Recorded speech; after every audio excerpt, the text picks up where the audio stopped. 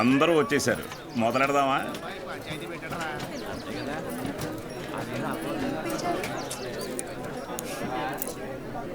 మీరు మీటింగ్కి పిలిస్తే వస్తున్నారు సార్, కానీ నేను క్లాస్ చెప్తానంటే ఒక్కరూ రావట్లేదు. చాలామంది స్టూడెంట్స్ పనులకి పోతున్నారు. ఏమని వాళ్ళ పెద్దవాళ్ళని అడిగితే సంపాదించుకోవాలి అంటున్నారు. అదేంటి పంతులు గారు, చదువుకునేది సంపాదించడం కోసం, ఆ సంపాదన తప్పు అంటారేంటి? నేను నా ఇంటిది బుడ్డది కూలి పనికి వెళ్ళి రోజుకి 60 రూపాయలు తెచ్చుకుని 3 పూట్ల తింటున్నాం. అలాంటిది మా బుడ్డదాన్ని కాలేజీ పంపించి ఓ పూట పస్తులు ఉండమంటారా ఏంటి? బాగా చెప్పావురా మ్యాక్స్ బాబు. మా ఇన్స్పెక్టర్ సురేష్ గారిని చూడండి, కట్టింగ్లన్నీ పోను నెలకు 4,500 రూపాయలు సంపాదిస్తున్నారు. అదే సారాకోట్ సోమిగాడు, వాడే ఎరా అక్షరం ముక్క రాదు, నిషాని, కానీ రోజుకు 500 రూపాయలు సరుకు అమ్మందే కొట్టు ముయ్యడు. మరి చదువుకున్నాడు కంటే బాగానే సంపాదిస్తున్నాడుగా. ఇంకేంటి మీ చదువుకున్న గొప్ప.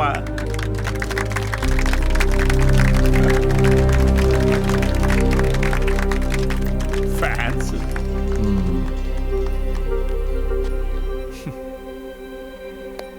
సరే, టైం పాస్కు ఒక కథ చెప్తాను, వినండి.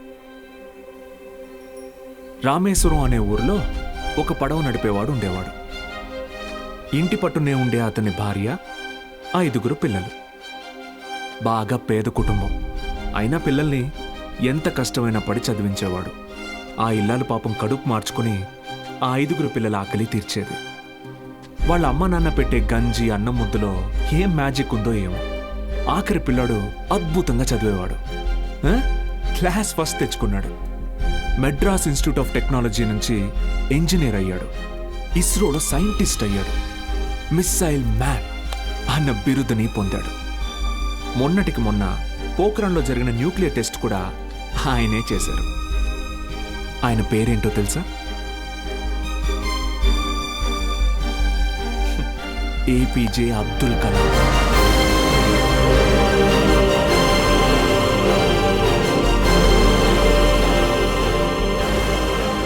ఆ రోజు ఆ పడవ నడిపేవాడు, నా కొడుకు నాతో పాటు పనిలోకి వస్తే ఒక 4 ట్రిప్పులు ఎక్స్ట్రా వేయొచ్చు, ఒక 4 రాళ్ళు ఎక్కువ సంపాదించుకోవచ్చు అనుకోనుంటే భారతదేశం గర్వించదగ్గ సైంటిస్ట్ని కోల్పోయేవాడు. ఇందాక మీరు ఈ ఊరి ఇన్స్పెక్టర్ని సురేష్ గారు అన్నారు. సారా అమ్మే సోమరాజుని సోమి గాడు అన్నారు. పాపారావు,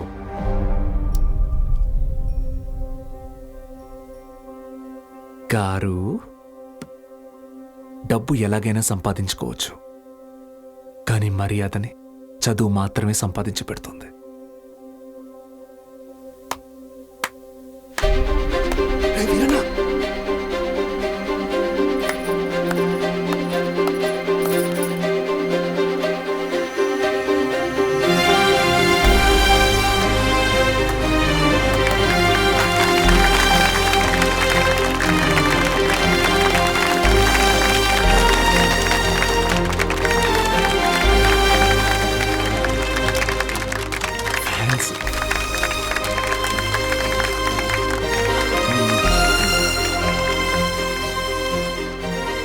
మీకు నేనున్నాను,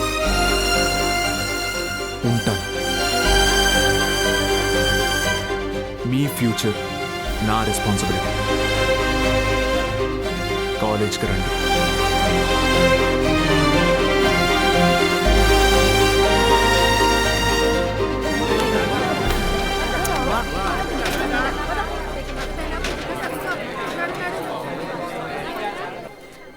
Balu sir, Balu sir. Madam, Monday కల్లా క్లాసులు నింపుతానని చెప్పాను కదా, నింపేస్తా. మీరు కాలేజ్కి ఏదో మంచి చేస్తారనిపిస్తుంది.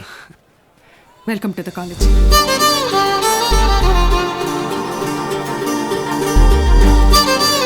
మన బుల్రెడ్డి సారు, కార్తిక్ సారు కొన్ని పర్సనల్ రీజన్స్ వల్ల లీవ్ పెట్టారు.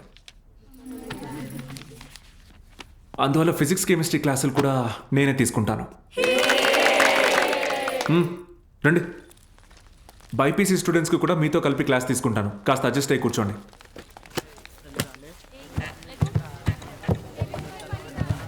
సో ఇప్పుడు మనం చెప్పుకునేది స్పీడ్. పక్క పోరా. ఏయ్ నోరు మూసుకొని పోరా. ఏయ్ వాడితే మారా. ఓ రా కూర్చో. ఏంట్రా ప్రాబ్లం? ఏమైంది? కూర్చోండి. సార్ వాళ్ళు మా పక్కన కూర్చోకూడదు సార్. ఏ అంటే వాళ్ళు వాళ్ళు వేరే వాళ్ళు సార్. వేరే అంటే? వేరే అంటే వేరేనే. ఫోన్లేండి సార్, మేము నుంచుంటాం. అవును సార్. బయటికి పోండి. సార్ మేమేం చేశాం సార్? Get out.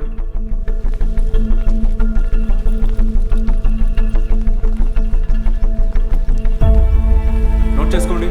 స్పీడ్ అంటే తక్షణ వేగం. ఏంటి అందరూ బయట ఉన్నారు? సార్ బయట ఉండమన్నారు మేడం. ఎందుకు? ఎంత టోటల్ టైంలో ట్రావెల్ చేశామో కన్సిడర్ చేస్తే వచ్చేదే సగటు వేగం. Delta sir. X by. Madam 5 minutes please. 5 minutes please. ఒక పర్టికులర్ ఇన్స్టింక్ట్లో ఏదైనా బాడీ ఎంత దూరం ట్రావెల్ చేసిందో దాన్ని తక్షణ వేగం అంటారు. అర్థమైందా? బాగా అర్థమైందా? Very good. Get out. బయటకు వెళ్ళండి.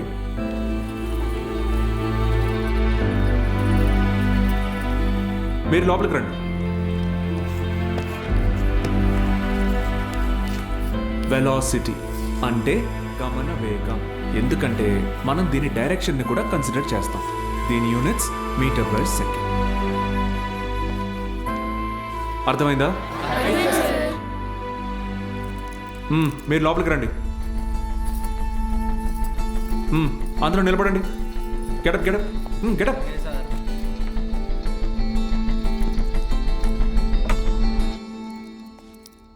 నేను ఈరోజు 2 టాపిక్స్ చెప్పాను. ఒకటి స్పీడ్, రెండోది వెలాసిటీ. రేపు 2 చాప్టర్స్ మీద టెస్ట్ పెడతాను. అందరూ ప్రిపేర్ అయ్యారండి. అదేంటి సార్, మాకు స్పీడ్ గురించేగా చెప్పారు. సార్ మరి మాకు వెలాసిటీ గురించే చెప్పారు కదా సార్. నేను 2 టాపిక్స్ చెప్పాను. ఒకటి స్పీడ్, ఇంకొకటి వెలాసిటీ. రేపు ఈ 2 టెస్ట్ పెడతా. ప్రిపేర్ అయ్యి రండి. సార్ ఇది అన్యాయం సార్. ఆహా, అవును సార్, ఇలా వేరువేరుగా క్లాసెస్ చెప్తే ఎలా? 60 నిమిషాల ఒక క్లాస్ని నేను వేరువేరుగా చెప్పినందుకే నాలో తప్పు కనపడుతుంటే 17 ఏళ్ళురా మీకు. మనిషికి మనిషికి మధ్య కులం అనే గోడ కట్టుకొని బతుకుతున్నారు. తప్పు అనిపించట్లా?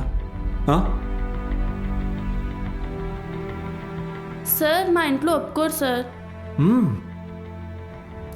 ఇది మీ ఊరు, ఓకే. రేపు పై చదువులకి టౌన్కో సిటీకో వెళ్తారు. అక్కడ ఇలానే అంటారా? చదువు తర్వాత మీకు మంచి ఉద్యోగం వస్తుంది. మీ పై ఆఫీసర్ మీరన్న వేరేవాడు వస్తాడు. చీచి నీ దగ్గర పని చేయను అని వెళ్ళిపోతారా? అసలు ఇన్నాళ్ళ నుంచి ఇక్కడ ఉన్నాను కదా, నా కులం ఏంటో తెలుసా? అక్కర్లేదా? ఎందుకంటే నేను మీకు చదువు చెప్తాను. అందుకే నా కులం మీకు అక్కర్లేదు. సత్తిగాడితో మీ అసైన్మెంట్ రాయించుకున్నప్పుడు వాడి కులం గుర్తు రాలేదు. ఎందుకంటే అవసరానికి కులం ఉండదు. అలాగే అవసరం లేని మనిషి ఉండడు.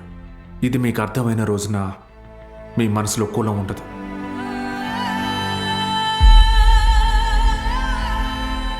గుర్తొచ్చింది సార్. మా అందరికీ మళ్ళీ క్లాస్ తీసుకోండి సార్. రే, నేను ఈరోజు 2 టాపిక్లు చెప్పాను. అవి మళ్ళీ చెప్పను. సార్ సార్ సార్ మధ్యలో మేమేం చేసాం సార్?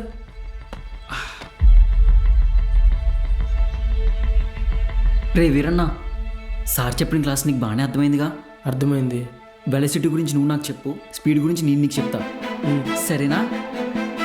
రా. పద్మావతి రా.